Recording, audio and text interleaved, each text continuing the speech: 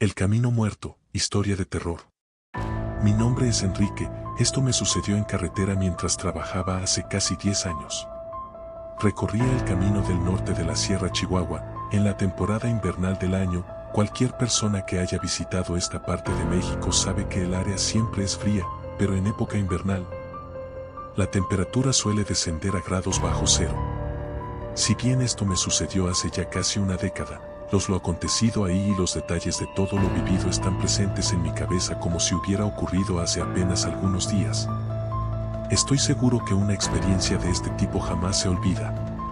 Manejaba mi camión, remolcando un cargamento de comida enlatada y diversos productos para un supermercado.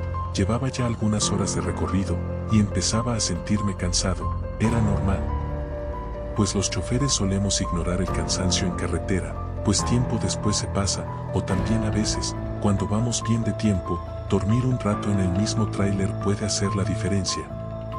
Aunque sean 30 o 40 minutos de sueño únicamente. La carretera estaba congelada, el camino escarchado hundía el centro de una ladera con árboles y pinos para abrir el camino, todo hasta donde alcanzaba la vista era blanco, marrón y verde. El cielo gris era el escenario donde bailaban nubes grises cargadas de agua hecha nieve, que estaría por caer en cualquier momento.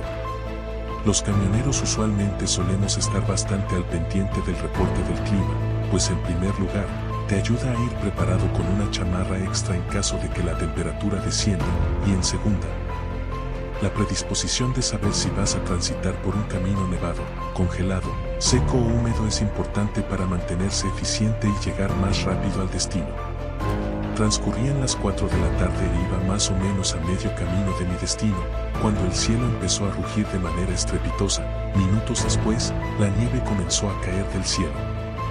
Las fuertes ventiscas estrellaban los pequeños copos de nieve contra el parabrisas, dificultando la visibilidad en el trayecto.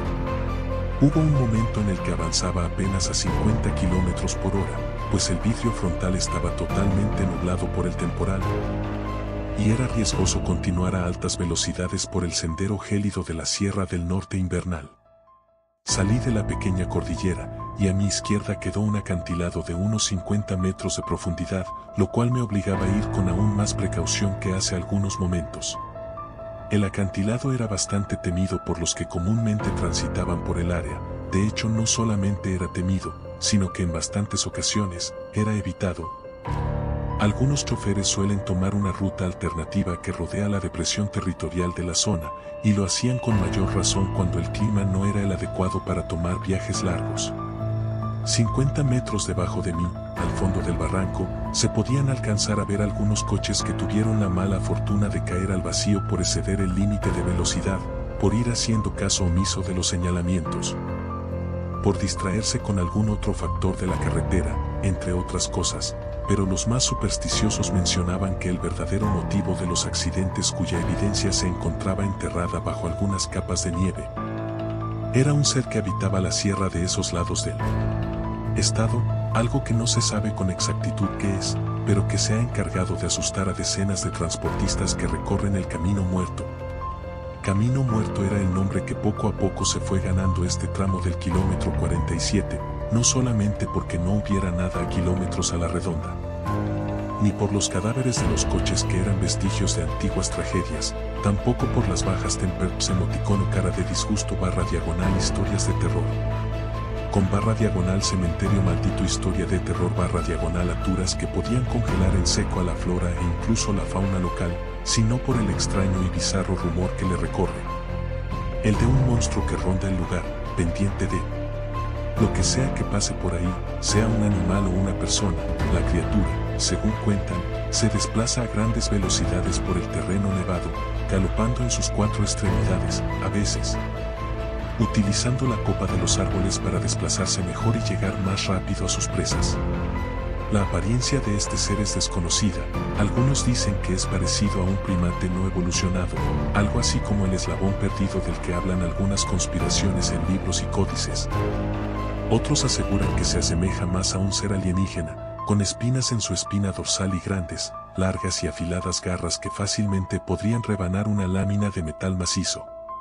Personalmente no creía que algo así pudiera existir, Pensaba que el origen de esos mitos eran animales salvajes comunes, y por lo lejano del territorio a la civilización, se había hecho el efecto de bola de nieve.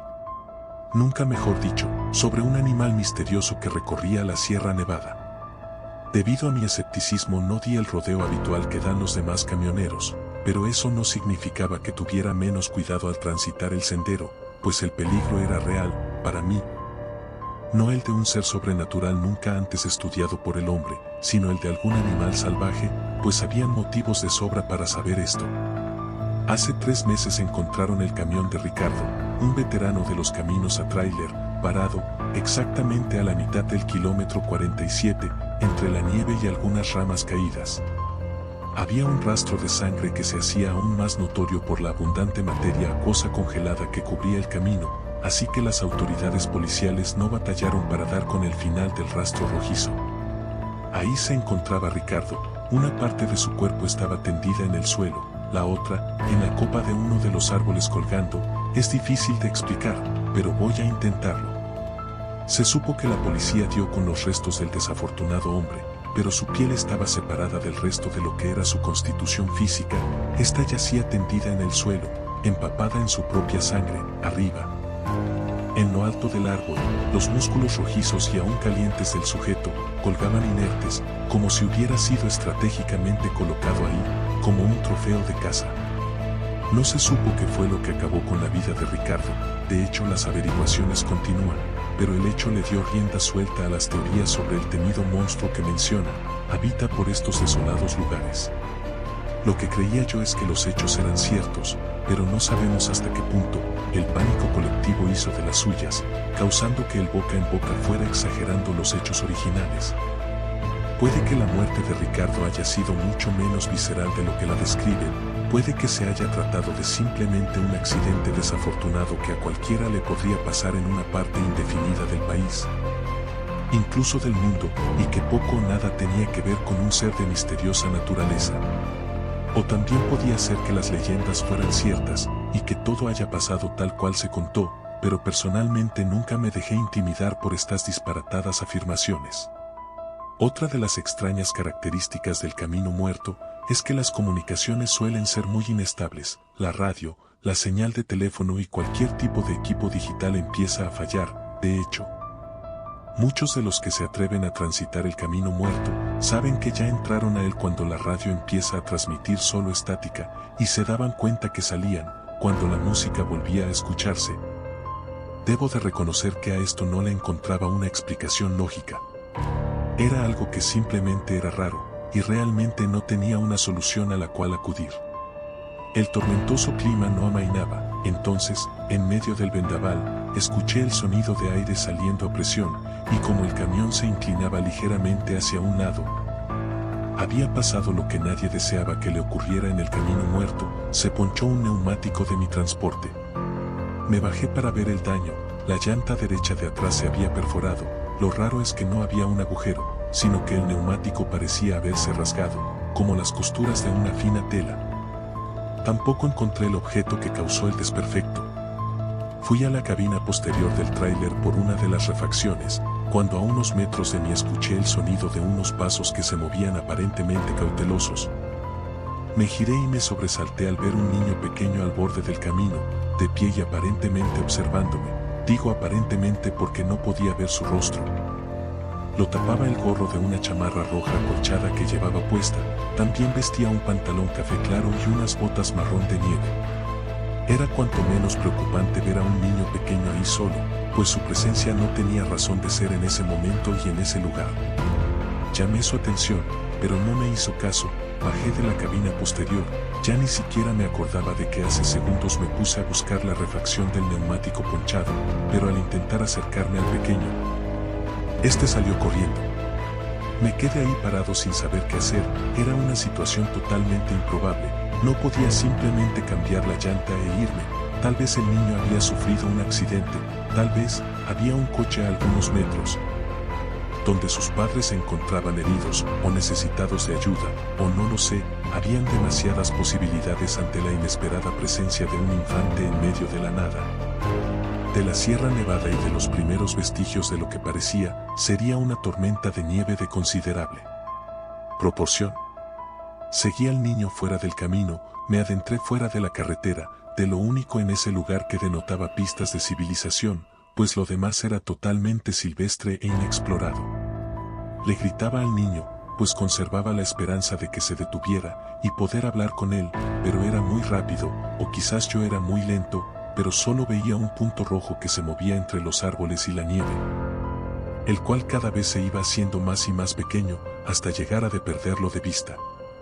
Me detuve unos momentos, pues estaba hiperventilando, mi aliento hacía un vapor frío al salir de mi cuerpo y chocar con la temperatura ambiente.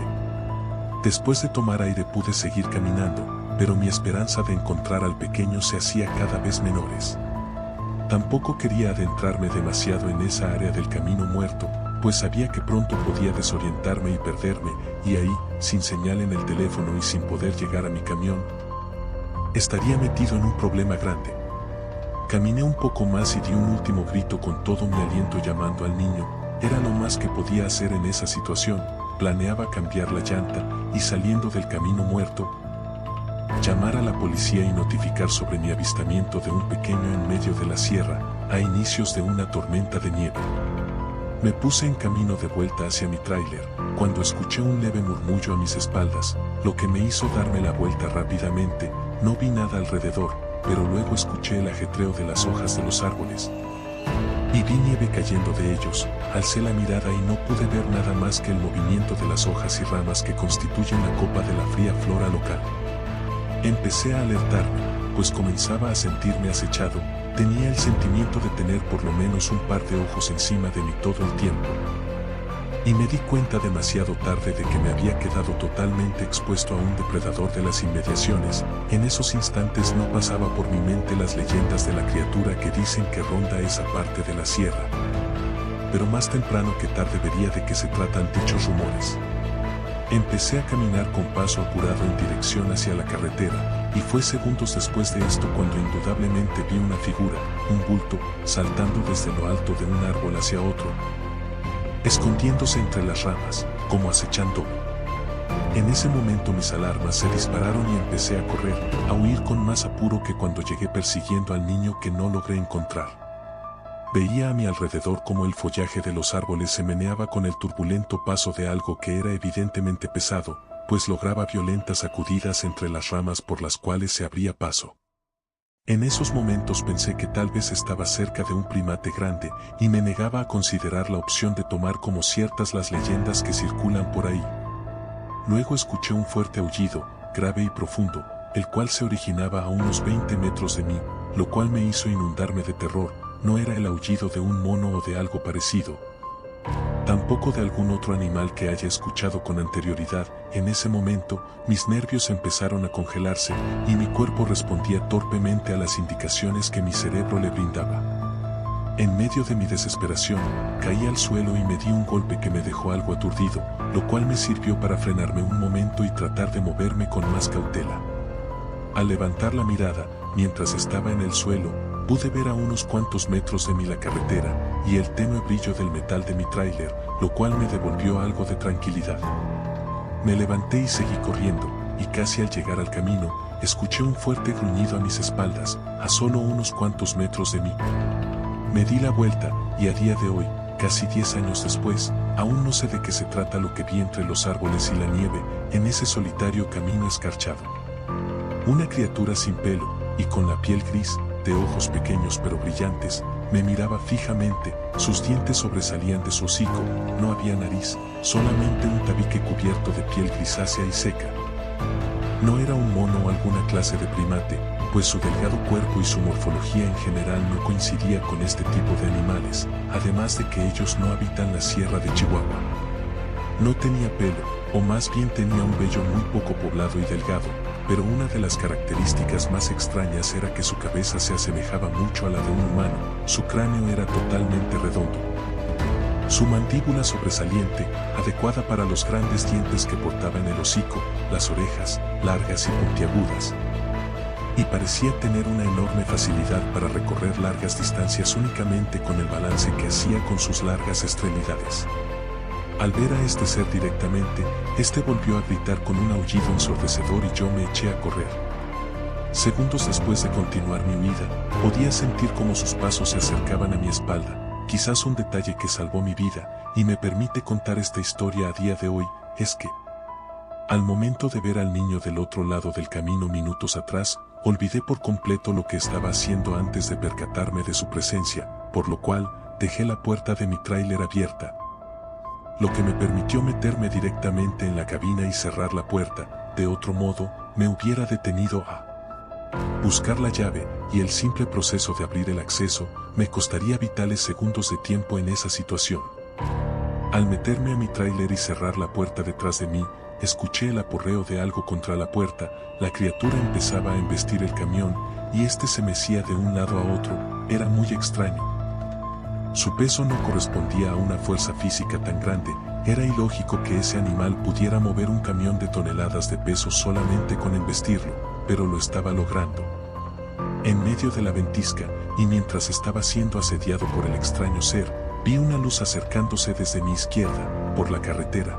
Conforme esta luz se hacía más fuerte, la insistencia del extraño ser empezaba a ser menor. Cuando la luz ya estaba demasiado cerca, hubo un gruñido y el movimiento del tráiler cesó.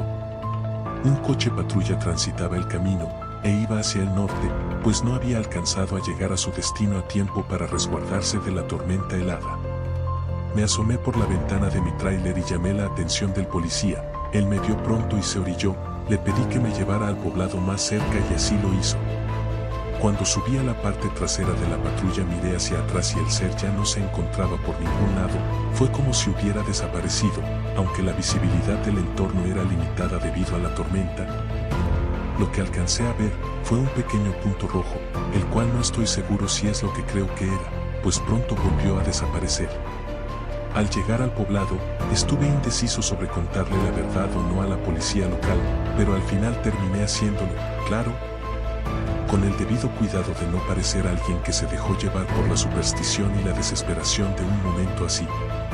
Dije que lo que había visto era un animal salvaje que intentó atacarme, el cual tenía un aspecto que no logré reconocer. Era la verdad, no estaba mintiendo en lo absoluto, claro. El aspecto del ser era algo que no se asemeja nada a cualquier animal o cosa que hubiera visto antes, pero no ahondé en esos detalles, pues me parecía innecesario.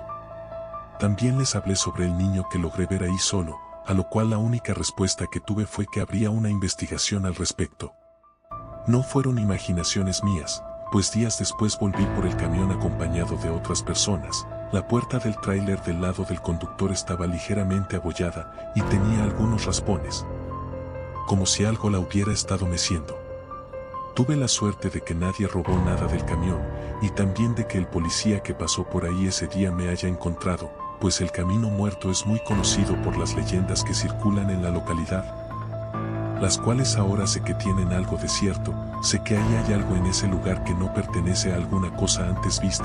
Sé que las leyendas del Camino Muerto son reales, tal vez no como las cuentan algunos, pero el origen de estas tiene un fundamento que pude ver con mis propios ojos, y fue lo más aterrador que me ha sucedido en la vida. Un cabo suelto del que nunca tuve una respuesta fue el niño. A no ser que haya alguien viviendo en las inmediaciones, no tiene sentido que alguien hubiera andado por ahí. No hay alguna casa o cabaña cerca.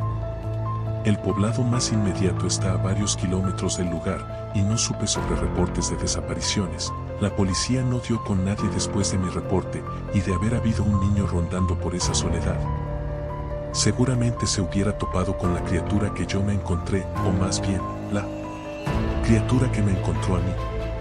Por momentos he pensado que el niño es un gancho, una forma de atraer desconcertados a los que transitan el camino, hacerlos bajar de sus transportes y que vayan a buscarlo, internándose en lo más inhóspito del lugar, donde son una presa fácil para la criatura que ahí habita. Y nadie habla de un niño pequeño que va por el borde del frío camino, porque hasta ese día nadie había vivido para contarlo.